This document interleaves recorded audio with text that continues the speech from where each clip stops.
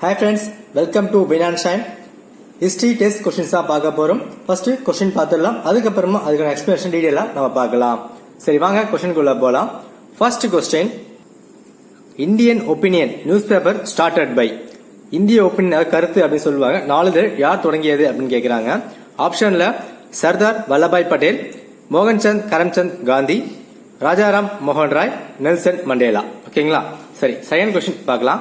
Second one, which is correct about Ahmedabad mill strike. Ahmedabad ஆலை வேலை நிறுத்தம் பற்றி எது சரி அப்படின்னு கேக்குறாங்க. It is called first non cooperation movement, முதல் ஒத்துழையாமை இயக்கம். செகண்ட் பார்த்தோம் அப்படின்னா workers demand for 25% increase in wages, சம்பளத்தில் 25% அதிகப்படுத்த கோரிக்கை வைத்தார்கள். ஆப்ஷன் பார்த்தோம் அப்படின்னா 1 only, 2 only, both, none of the above. So question வந்து ஃபுல்லா பாத்துக்கோங்க. நம்ம ஆன்சரை பின்னாடி வந்து பின்ன எக்ஸ்பிளைன் பண்ணலாம். ஓகேங்களா? சரி தேர்ட் ஒன் பார்க்கலாம். தேர்ட் क्वेश्चन, அரேஞ்ச் இன் கரெக்ட் ஆர்டர், சரியானது வந்து அரேஞ்ச் பண்ண சொல்றாங்க. சோ கேடா சத்தியாகிரகா, ரவுலட் சட்டம், அகமதாபாத் மில் ஸ்ட்ரைக், அகமதாபாத் ஆலை வேலை நிறுத்தம், ஜாலியன்வாலாபாக் மஸ்காரே, சௌரிச்சாரா இன்சிடென்ட். ஓகேங்களா? சரி ஆப்ஷன் என்ன கொடுத்துருக்கான்னு பாருங்க. நம்பர் கொடுத்துருக்காங்க. நம்பர் நோட் பண்ணிக்கோங்க. எது ஃபர்ஸ்ட் எது லாஸ்ட் வரும் அந்த மாதிரி ஆர்டர் வந்து பாத்துக்கோங்க. ஓகேங்களா? சரி ஃபோர்த் क्वेश्चन பார்க்கலாமா. Fourth one, Swaraj party started in Congress conference எதுன்னு கேக்குறாங்க. ஸ்வராஜ் கட்சி எந்த மாநாட்டில் தொடங்கப்பட்டது அப்படின்ட்டு லக்னோ, லாகூர், காயா, கராச்சி நாலு கொடுத்துருக்காங்க. எது அப்படின்ட்டு நோட் பண்ணி வைங்க. ஆன்சர் பாத்துக்கலாம். சரி last question, fifth one, which is call civil disobedience, first civil disobedience, முதல் சட்ட மறுப்பு இயக்கம் என்று அழைக்கப்படுவது எது?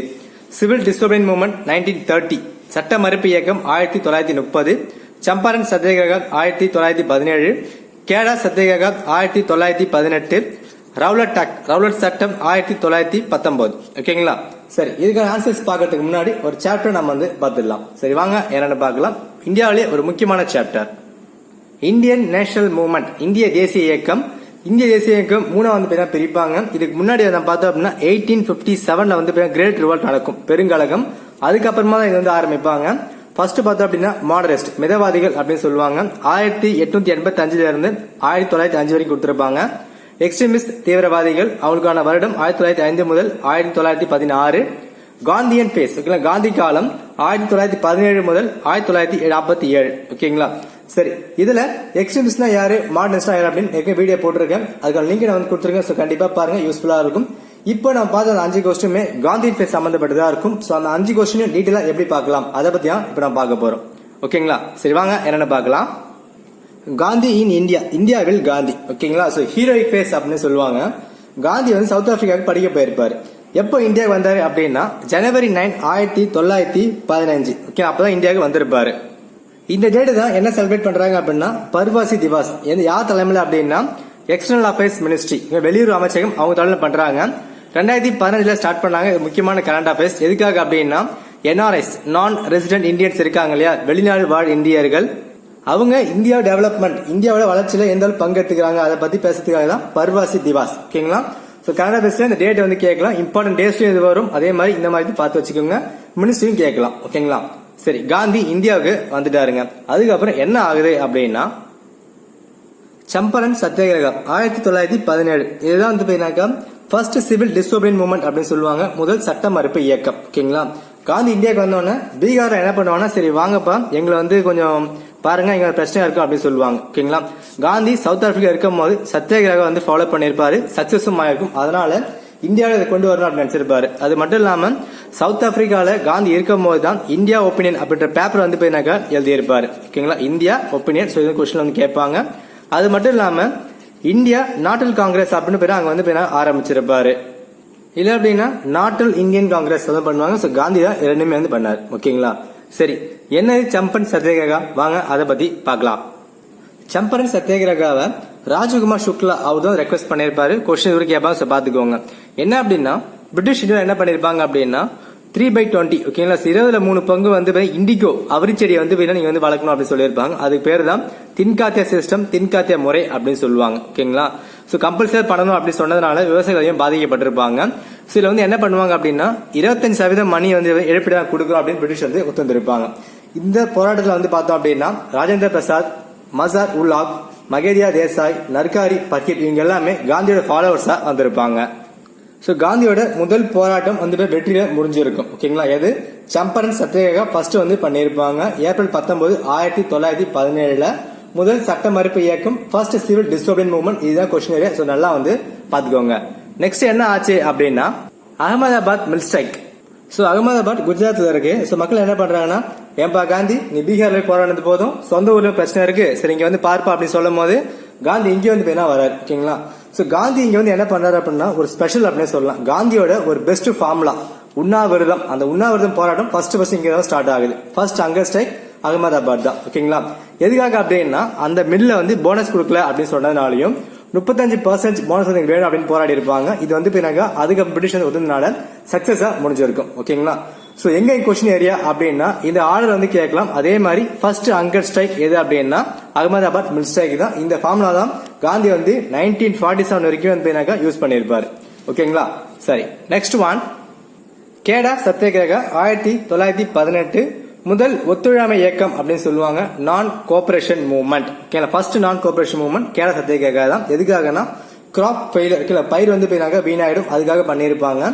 ரெவன்யூ கோட், வருவாய் கொள்கை, வருமான கொள்கை படி 1/4 வந்து பாத்தீங்கன்னாக்கா, அதாவது 4ல் 1 பங்கு விளைச்சல் கம்மியா வந்துச்சு அப்படின்னா அவங்க வந்து காசு வந்து கொடுக்க வேணாம் அப்படின்னு சொல்லியிருப்பாங்க. ஆனா பிரிட்டிஷ் வந்து காசு கொடுத்தே ஆகணும் சொன்னதால அதிகமாக பாதிக்கப்பட்டிருப்பாங்க. ஓகே, நல்லா போராடி இருப்பாரு. இந்த போராட்டத்துல சர்தார் வல்லபாய் பட்டேல், இந்துலால் யாஜ்னிக் இவங்க எல்லாமே காந்தியோட ஃபாலோவர்ஸா வந்திருப்பாங்க. சோ சத்தியாகிரகா ஆர்டர் பண்ண சொன்னாங்க அப்படின்னா ஃபர்ஸ்ட் வந்து சம்பரன், அப்புறம் வந்து அகமதாபாத், அப்புறம் வந்து கேடா. ஓகேனா, சோ சிஏகே வந்து ஞாபகம் வச்சுங்க.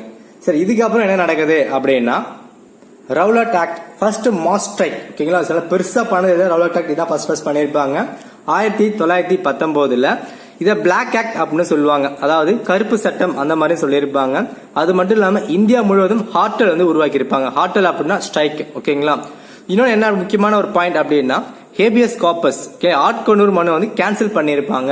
ஆட்கொணூர் மனு அப்படின்னா சம்பந்தப்பட்ட பர்சன் வந்து நீதிபதி முன்னாடி நிறுத்தணும், கோர்ட் நிறுத்தணும் அப்படின்னு சொல்றதுதான். அந்த ஆக்ட வந்து இந்த ஆக்ட் மூலமா கேன்சல் பண்ணிருப்பாங்க. யாரும் அரெஸ்ட் பண்ணணும், யாருமே எந்த கேள்வியும் கேட்கக்கூடாது அப்படின்னு சொன்னதுனாலதான் இதை கருப்பு சட்டம் அப்படின்ட்டு சொல்லியிருப்பாங்க. சோ இதனால ரவுலட் ஆக்ட் வந்து ஒரு மிகப்பெரிய கொடுமையான ஆக்டா வந்து பார்க்கப்படுது. இதுக்கப்புறம் பண்ணது ரொம்ப வந்து கொடுமையானது ஜாலியன் வால் மஸ்காரி. ஓகேங்களா, ஜாலியன் வாலா படுகொலை அப்படின்னு சொல்றதுதான். பைசாகி டே அப்புறம் ஃபெஸ்ட் வந்து ஒரு கூட்டம் வந்து கூடுறாங்க பஞ்சாப்ல. இதுல சைஃபுதீன் கிச்லு, சத்யாபால் வந்து அரெஸ்ட் பண்ணிடுறாங்க. ஓகேங்களா, இதுல முக்கியமான ஒரு ஹீரோ யாரு அப்படின்னு பாத்தீங்கன்னா ஜெனரல் டயர். ஹீரோ மட்டும் இல்லாம ஒரு முக்கியமான வில்லனே இவர் தான். இங்க என்ன பண்ணிடுறாரு அப்படின்னா அந்த கூட்டத்துல இருந்த எல்லா மக்களையும் வந்து அவர் கன்ல எந்த அளவுக்கு புல்லட் இருக்கோ அந்த புல்லட் வரைக்கும் மொத்த பேரையும் வந்து காலி பண்ணிடுறாரு. 300க்கும் மேற்பட்டவங்க இறந்து போறாங்க, 1000க்கும் மேற்பட்ட வந்து செம்மையா வந்து படுகாயம் அடைஞ்சிடுறாங்க. இதுக்கு கண்டனம் தெரிவிச்சு என்ன பண்றாங்க அப்படின்னா ரவீந்திரநாத் தாகூர் அவருக்கு கொடுத்த நைட்வுட் பட்டத்தை எனக்கு வேணாம் அப்படின்னு சொல்லிடுறாரு. நைட்வுட் பட்டம் இவர் எதுக்காக கொடுத்திருப்பாங்க அப்படின்னா மை பாய்ஹுட் டேஸ் அப்படின்னு ஒரு போயம் எழுதியிருப்பாரு. இந்த போயமுக்காக தான் வந்து அவர் வந்து இது பண்ணிருப்பாங்க. ஓகேங்களா, மை பாய்ஹுட் டேஸ் நைட்வுட் வந்து வேணாம் அப்படின்னு சொல்லியிருப்பாரு. ஓகேங்களா, நீங்க எல்லாருமே மெர்சல் படம் கண்டிப்பா பாத்திருப்பீங்க. அதுல விஜய் ஒரு டைலாக் வந்து சொல்லுவாரு, அதாவது நீ பற்ற வைத்த நெருப்பொன்று பற்றி எரியும் உன்னை பார்க்க அப்படின்னு சொல்லியிருப்பாரு. சோ என்ன ஆச்சு அப்படின்னா இந்த ஜெனரல் டயர் எல்லாரையும் காலி பண்ணிட்டு லண்டனுக்கு ஓடி போயிடுவாரு.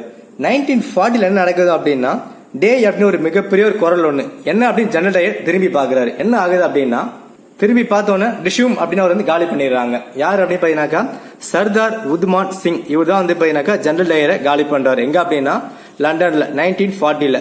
சோ பஞ்சாப்ல பத்த வச்சது லண்டன்ல போய் வந்து பாத்தீங்கன்னாக்கா வெடிக்குது. கொஸ்டின் இப்படி கேட்பாங்க, சோ பாத்துக்கோங்க. இதுக்கப்புறமா நடந்தது என்ன அப்படின்னா நான் கோஆபரேஷன் மூவ்மெண்ட், ஒத்துழையாமை இயக்கம் 1920. சோ நான் கோஆபரேஷன் மூவ்மெண்ட் எங்க நடந்திருக்கும் அப்படின்னு பாத்தீங்கன்னாக்கா நான் NO ஞாபகம் வச்சு நாக்பூர் செஷன்ல பண்ணிருப்பாங்க. இதை கொஸ்டின் கேட்பாங்க. இங்க நாக்பூர் செஷன்ல யார் தலைமை தாங்கிருப்பாங்க அப்படின்னா வீர ராகவாச்சாரி, அவர் தான் ஹெட் பண்ணிருப்பாரு. ஓகேங்களா, இந்த நான் கோஆபரேஷன் மூவ்மெண்ட்ல என்ன இருக்கும் அப்படின்னா பிரிட்டிஷோட வேலை எனக்கு வேணாம், பிரிட்டிஷோட ஸ்கூல் எனக்கு வேணாம், அவங்க பொருள் எனக்கு வேணாம் அப்படின்னு மொத்தமா ஒதுக்கி இருப்பாங்க. இன்னொன்னு முக்கியமா பார்க்கப்பட்டது ஹிந்து முஸ்லீம் யூனிட்டி. இவங்க 2 பேரும் ஒற்றுமையா காணப்பட்டது இந்த ஒண்ணுதான். அது எதுக்காக நடந்தது அப்படின்னா கிலாஃபத் மூவ்மெண்ட். ஃபர்ஸ்ட் வேர்ல்டு வார், முதல் உலக போர் முடிஞ்சதுக்கு அப்புறமா பிரிட்டிஷ் வந்து ஜெயிச்சிருப்பாங்க. இதுல டர்க்கியை வந்து ஒரு அடிமை மாதிரி பண்ணிருப்பாங்க. ட்ரீட்டி ஆஃப் சர்வஸ், ஓகேங்களா, சர்வஸ் உடன்படிக்கை போட்டிருப்பாங்க. இந்த ட்ரீட்டி மூலமா என்ன ஆகுது அப்படின்னா டர்க்கியை ரொம்ப கொடுமை பண்ணிருப்பாங்க, அடிமை மாதிரி பண்ணிருப்பாங்க.